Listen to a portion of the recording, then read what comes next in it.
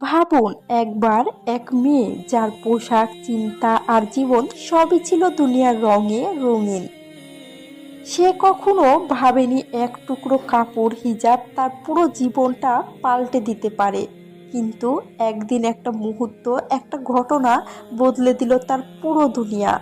মেয়েটির নাম ছিল রিমা। বিশ্ববিদ্যালয়ে পড়তো, খুব মেধাবী, হাসি খুশি একটি মেয়ে।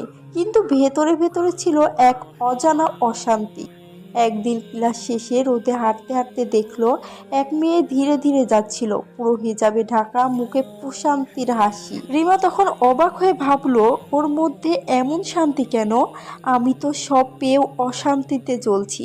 সেই রাতে সে ঘুমাতে পারল না। মোবাইলে সার্চ দিল হিজাবের মানে কি। তার চোখে পড়ল আল্লাহর বাণী, হে নবী, আপনি আপনার স্ত্রীগণ, কন্যাগণ এবং মুমিন নারীদের বলুন তারা যেন নিজেদের চাদর নিজেদের উপর ঢেকে দেয়। এতে তাদের চেনা সহজ হবে এবং তারা অপমানিত হবে না। আর আল্লাহ ক্ষমাশীল, পরম দয়ালু।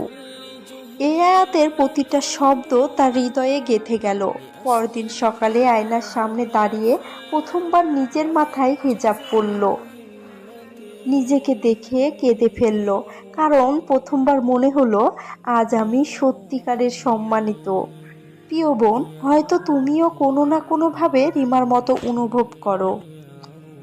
ভেতরে এক অজানা অশান্তি, নিজের সম্মান হারানোর ভয়, দুনিয়ার চোখের লজ্জা।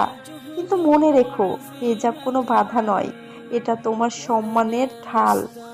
এটা তোমাকে বেঁধে রাখে না, বরং মুক্ত করে দেয় অন্যের চোখের বন্দিদশা থেকে। তুমি যখন হিজাব পরো, তুমি শুধু কাপড় নয়, তুমি পরো বিশ্বাস, সাহস আর মর্যাদার প্রতীক। রিমা এখন বলে, আমি আগে সবাইকে খুশি করতে চাইতাম, এখন আমি শুধু আল্লাহকে খুশি করতে চাই। তুমি চাইলেও তোমার জীবনও বদলে যেতে পারে। শুরুটা ছোট হতে পারে, কিন্তু নিয়তটা বড় রাখো। এক টুকরো হেজাব হতে পারে তোমার জান্নাতের চাবি। আজই শুরু করো তোমার হিজাব জার্নি, শুধু দুনিয়া নয়, আখিরাতের শান্তির জন্য।